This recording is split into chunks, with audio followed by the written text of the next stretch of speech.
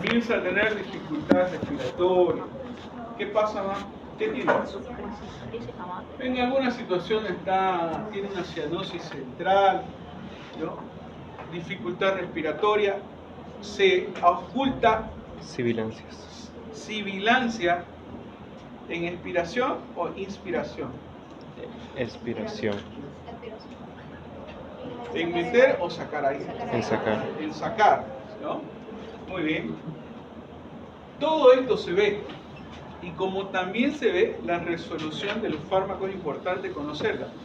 Al momento que le damos la primera dosis, por ejemplo, de los agonistas beta, comienza a disminuir ese efecto. Y uno a los 15 o 20 minutos otra vez oculta y ya comienza a desaparecer. En situaciones, por supuesto, normales. Entonces, los factores determinantes: obstrucción del área aguda, mediadores químicos, los mastocitos que liberan histamina por la inmunoglobulina E que se une a estos receptores de los mastocitos y van a producir la liberación de histamina. Tenemos fármacos que van a producir disminución de la liberación de histamina, ¿no? Y vamos a disminuir todos los efectos que vemos acá. El asma, hipersecreción de moco, constricción del músculo liso y edema de la mucosa bronquial. Nosotros tenemos que atacar las tres cosas, ¿no? Hipersecreción, constricción y edema. Los estímulos desencadenantes, bueno, ya todos sabemos las características del estímulo desencadenante, un extrínseco y un intrínseco, fotografía así más o menos la fisiología, la patogenia. El estímulo puede ser un antígeno, polvo, polen, que va a producir aumento de la inmunoglobulina E y va a producir liberación de todo el proceso inflamatorio. No antigénico, infeccioso, frío, contaminante, ejercicio, psicógeno, ¿no? Y esto va a producir también el reflejo neuronal vagal. Lo que produce todo esto: estímulo desencadenante, broncoconstricción, hipersecreción de la mucosa y edema de los bronquios. Sencillito, ¿no? Aquí hay un proceso en esta diapositiva de la liberación de histamina y las células que están relacionadas con esto, ¿no? Los mastocitos, los basófilos, los eosinófilos van a producir desgranulación, bueno, van a producir liberación de sus gránulos dentro de la célula y van a producir todo lo que decimos, ¿no? Hipersecreción, edema y espasmo respiratorio. ¿Cuáles son las alteraciones orgánicas del asma? ¿Se puede morir una persona con asma? Sí. Se puede morir. Entonces, la alteración orgánica está relacionada principalmente con la circulación cardiopulmonar, en la función ventricular derecha, en la función ventricular izquierda y el pulso paradójico. La respiratoria, mecanismo respiratorio, intercambio gaseoso, por eso es que vamos a ver un síndrome respiratorio, ¿no? Decía el profesor, nunca me voy a olvidar del doctor Flores, que hablaba sobre semiología respiratoria, en fisiología. Nos decía, ¿qué es disnea? ¿Qué pasa? ¿Qué es la disnea? Sensación de falta de aire. A ver, fuerte, pues. Falta de aire. ¿Cómo es la respiración normal?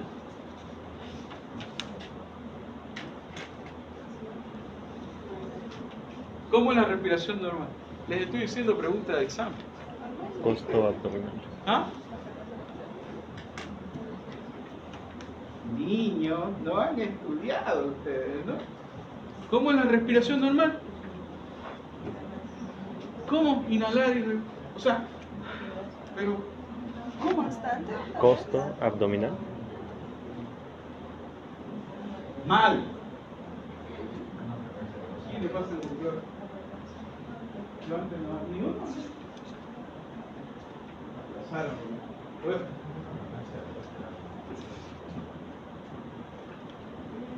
¿Qué es una respiración normal? Otro. Claro, esa es su pregunta, ¿no? Pero eso habla el libro de Semio. ¿Cómo es una respiración normal?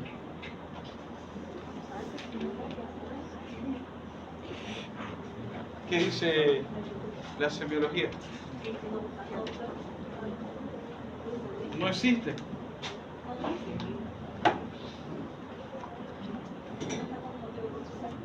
No está como motivo de consulta esa. La respiración normal es consciente o inconsciente. Inconsciente. La respiración que yo decía. Esa pregunta tiene razón. Una respiración normal es inconsciente. Que va a tener un biotipo, decía el compañero, puede ser abdominal o puede ser torácica. No importa. Pero eso es el biotipo de la respiración. Decía una frecuencia entre 12 a 20, decía el compañero, ¿verdad? De 12 a 20 es normal, es una persona adulta.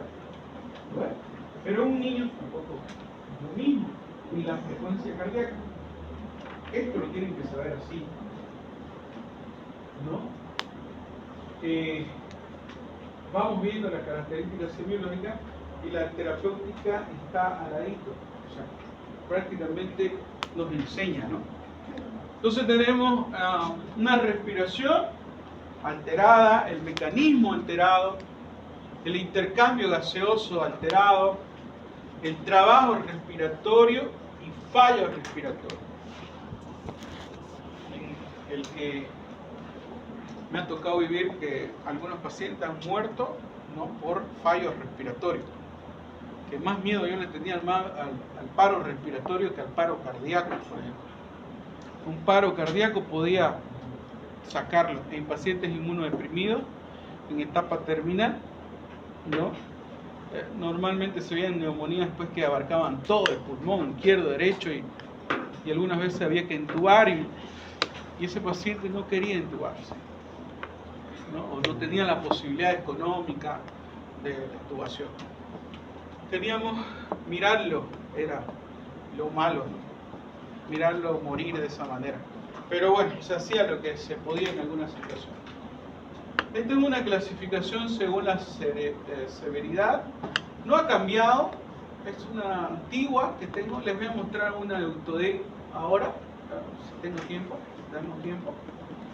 Y está en leve intermitente, leve persistente, moderada persistente, severa persistente. Y esto nos da una clínica básica de lo que es. Normalmente no tenemos espirómetros en nuestros centros de salud. Es nomás lo que decían ustedes hace ratito, ¿no? Medir la frecuencia respiratoria, medir el biotipo, las características de una insuficiencia respiratoria. Entonces, el espirómetro en algunas situaciones sí podemos utilizarlo, y en otros que no hay las condiciones no se puede. Pero, por ejemplo, el leve intermitente o uno, ¿no? Menos de 2 días con síntomas, menos de 2 veces a la semana, noches con síntomas, menos de 2 veces al mes, y el espirómetro está normal, ¿no? Espirometría. ¿Qué mide la espirometría? Fisiología. Volumen Pulmonar y capacidad total de volumen, ¿no? Volumen expiratorio final. Vamos a ir viendo que la espirometría está relacionada con una alteración ya de la parte de perfusión. Nos dice, ¿no?, moderada persistente de 60 a 80% de lo normal. Severa o persistente, menos 60% de lo normal, aunque esto ha cambiado un poquito a menos 40, ¿no?, severa o persistente. ¿Cuál es el objetivo del tratamiento para el asma? suprimir los síntomas de crisis lo más rápido posible, eficazmente es posible. O sea, tenemos que llevarlo al paciente a que sufra menos y que no tenga cuadros de crisis de asma, ¿no? Prevención de la crisis, mantener la función cerca de lo normal. Nos dicen espirometría de 80, 90, ¿no? Evitar el desarrollo de obstrucción irreversible, disminución de la mortalidad, todo lo anterior con el menor posible efecto secundario de la medicación. ¿Hay efectos secundarios de la medicación? Sí, la vamos a ver, ¿no? Lamentablemente son medicamentos que tienen su característica. Este cuadro nos habla de la inmunoterapia, que está basado principalmente en la desensibilización, ¿no? Se llama, de las moléculas que el paciente tiene alergia. Entonces lo van exponiendo en fracción o dosificación de pequeñas cantidades, va aumentando y va produciendo una alteración de los receptores y producir una hipersecreción o una hiperactividad de los receptores. A eso se llama, y está relacionada la inmunoterapia en el asma. No sé si alguno ha recibido este tipo de situación. Entonces, por ejemplo, se los expone, ¿no?, a vacunas, se los expone a diferentes tipos de situación y relacionado a este tipo de tratamiento. Esto es lo que tenemos en nuestros centros: broncodilatadores, que son agonistas adrenérgicos, que van a producir relajantes directos de las fibras musculares lisas, van a producir efecto antimucarínico, y bueno, tenemos lo que antes los canales de calcio que ya no lo utilizaban. Pero sí, los broncodilatadores directos son, por ejemplo, agonistas beta-adrenérgicos, antimucarínicos, metilxantinas, que también podríamos utilizarlo, y los que están relacionados con modificaciones inmunológicas, como por ejemplo los corticoides. Inhibidores de la liberación de histamina, como son los cromomas, que en países pues desarrollados, estos ya medicamentos han salido de la terapéutica, ¿no? Bueno, nosotros en alguna situación los tenemos todavía. Los antagonistas de los mediadores, antihistamínicos, antileucotrienos, inhibidores de la lipoxigenasa, y falta uno. Se relaciona principalmente con el sistema inmunológico, ¿no? Son inhibidores de la inmunoglobulina E, ¿no? Bueno, esta clasificación vemos lo que les hablaba, ¿no? Los fármacos que están relacionados principalmente con la broncodilatación y fármacos relacionados con los procesos antiinflamatorios. Los broncodilatadores que tenemos actualmente, tenemos salmeterol, terbutalina, salbutamol, formoterol, isoproterenol y fenoterol. Entonces son agonistas beta 2. Vamos a ver cuáles son agonistas de acción corta y de acción prolongada, ¿ya? Las xantinas de acción corta también, ¿no? Que aquí tenemos una que es muy utilizada, que se llama teofilina. Y los anticolinérgicos, que es el bromuro de ipratopio. Todos estos hay que conocerlos muy bien. ¿Cuál es el mecanismo de acción de los beta-adrenérgicos? Directamente se relaciona con la activación de la adinilatociclasa intracelular, lo que provoca una relajación del músculo liso. ¿Se acuerdan, no? Adinilatociclasa. Vamos por los receptores. Aquí se maneja el sistema nervioso autónomo, por si acaso. Simpático, parasimpático. El simpático tiene receptores beta 1, beta 2, alfa 1, alfa 2.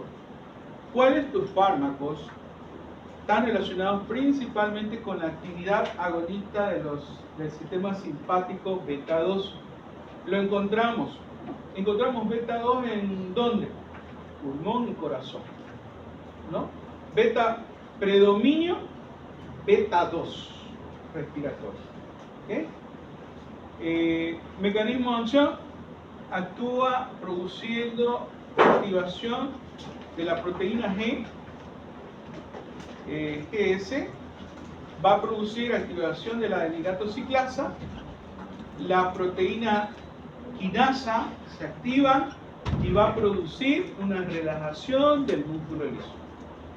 Esa es la acción normal del simpático hacia los bronquios, ¿no? ¿Ustedes se acuerdan de histología? La histología del músculo liso llega hasta los bronquios, ¿no? ¿Han visto el dibujito? Que lo va encerrando hasta llegar hasta el alveolo, ¿no? No es como el epitelio. El epitelio va cambiando de forma, ¿no? Y el músculo no, el músculo va desde el árbol, del aparato respiratorio superior hasta el inferior. Entonces hay actividad del músculo liso simpática produciendo broncodilatación, y estos medicamentos actúan de esa manera, ¿okay? Unos que actúan de forma rápida y corta, otros que actúan de forma lenta pero prolongada su acción. Entonces una clasificación de estas hay que conocerla, ¿no? Tenemos medicamentos que están relacionados con este tipo de actividad, ¿no? Ahí dice, y está relacionado también con inhibición de la liberación de los mediadores de los mastocitos, aumenta el claridad mucociliar y disminuye la permeabilidad vascular. Así, la relajación del músculo liso es el principio farmacológico de este fármaco. La absorción por vía inhalatoria, vía oral, sufren efectos del primer paso, y las inhalatorias no sufren este efecto. Son más rápidas, su efecto es local, podemos decir, y tienen menos efectos secundarios. El salbutamol por vía oral pasa el efecto del primer paso y tienen, por supuesto, efectos secundarios más notorios por esta vía. Tenemos de acción corta, que tienen una vida media de 3 a 6 horas. Nos dice que la terbutalina y el salbutamol son los que tenemos en esta línea. ¿Cuál utilizamos más nosotros? Salbutamol. El salbutamol. La terbutalina, ¿dónde la tenemos?